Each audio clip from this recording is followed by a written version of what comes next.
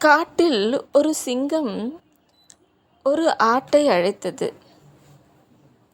என் வாய் நாறுகிறதா என்று பார்த்து சொல் என்று கேட்டது. ஆடு முகர்ந்து பார்த்துவிட்டு ஆமாம் நாறுகிறது என்று சொன்னது. உடனே சிங்கம், முட்டாளே, உனக்கு எவ்வளவு திமிர் என்று கூறி அதன் மீது பாய்ந்து குதறியது. அடுத்து சிங்கம் ஒரு ஓநாயை அழைத்தது.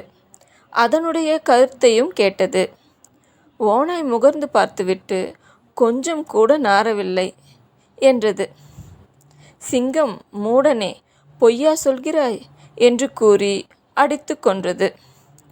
பின்னர் ஒரு நரியை அழைத்து அதே கேள்வியை கேட்டது.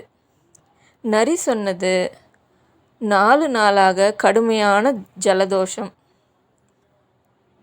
அதனால் எனக்கு ஒரு வாசனையும் தெரியவில்லை. சிங்கம் நரியை விட்டுவிட்டது. புத்திசாலிகள் ஆபத்து காலத்தில் வாயை திறக்க மாட்டார்கள் என்பதை உணர்த்தும் கதை.